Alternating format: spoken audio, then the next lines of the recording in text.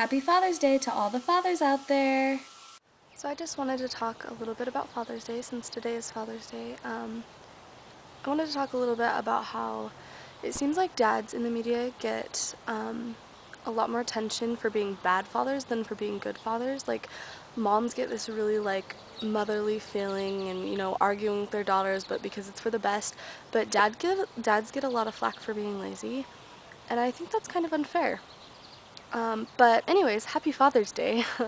I just wanted to talk about that a little bit. And also, I don't know, I guess I just wanted to talk about my dad. This Father's Day, I'm actually babysitting, so I'm playing mom. So I don't get to spend a lot of time with my dad, which was kind of a bummer because I know that more than anything, like more than stuff and money and barbecues or whatever, dads just want to be with us on Father's Day. So I apologize for that. But I kind of just wanted to talk about my dad a little bit, how much of a great figure he's been in my life. Like, seriously, we get along really well because we have some of the same characteristics. We're both really responsible, we're both hard workers, we both are very punctual, we both are very kind of analytical and say what we mean. And so I think that because we're both kind of the same, I take for granted a lot of the stuff my dad does for me. Like this week he just went and bought me new tires and put them on my car and like came to work and got my car to do that. And I was like, thanks. Like I expected him to do that, which is dumb. Like, yeah, he's my dad and I'm expecting him to take care of me, but I should be a lot more thankful. So thanks, Dad. Like, you do a lot for me, seriously, a lot that I overlook. You put up with a lot. Um, and I know it's really hard being a dad and having all that responsibility. I can't even imagine. Also, I just want to talk about how not only are fathers like the guys who are there for us and who are our dads and who are caring and stuff, but also like my dad has been a fatherly figure to way more than just me and my sister. He's played dad to a lot of guys too, which I think is really cool. Like I really, really admire that. I think that even though he's played dads to a lot of other people, he always like makes sure that I'm a priority too, even though I'm necessarily not as needy as those people.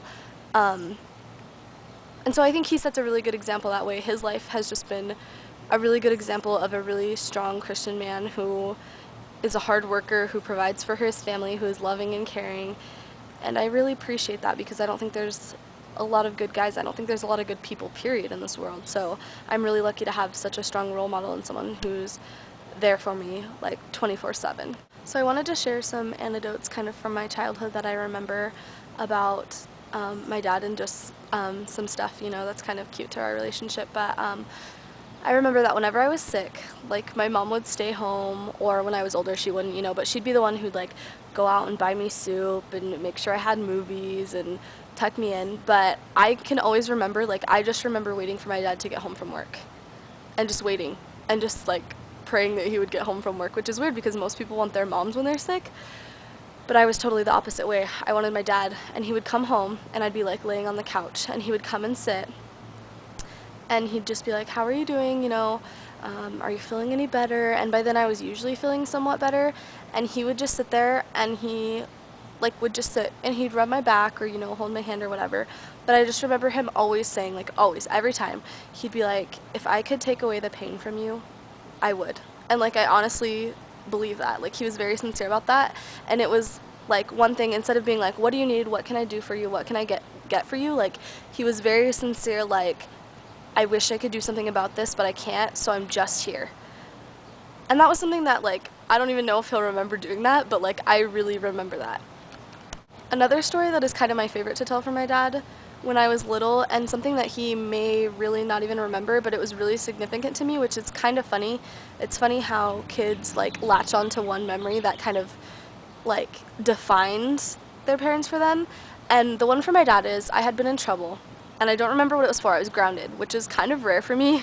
But I was in Awanas, which is like I don't know, it's kind of like Olympics and like a Bible program through the Baptist church.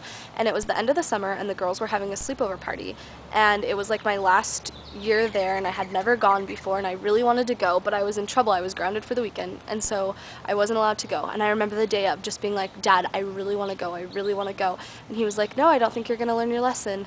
And then finally it got like really close to it, and he said, you know what, Christina? He said, if you promise me that you learn your lesson, I understand that this is really important to you and it's something that you're never going to have again. And so I want you to be able to do that. And so if you can promise me that like you learned your lesson, then you can go. And he let me go.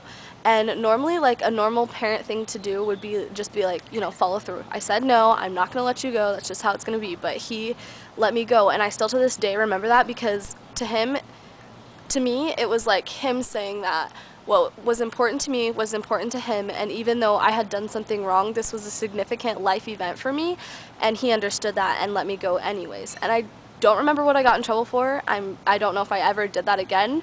I'm pretty sure I didn't. But it was one of those defining moments for me where I realized like my dad is really sympathetic, and he's always been that way. He always knows when to like jump in and help, when to back off, when to let go, when to push me to do things for myself. It's really great. Like, we get along really well. I feel like I can tell him anything. I don't know. He just seems to know. We just kind of click. And so, Dad, even though I'm not going to be around you that much this Father's Day, I just wanted to say that I love you, and I wouldn't be half the person I was without you and your awesome influence in my life. And hopefully we'll be spending some time soon together. And if you're not my dad and you're watching this video, probably Janine, you should post a video about your dad and, you know, say what's significant about him, because I think you have a great father too. I think we were both really lucky in that area. And so, anyways, Dad, I love you. Happy Father's Day, and hopefully we'll be hanging out soon. A thank you goes out to all the wonderful fathers out there. We appreciate you.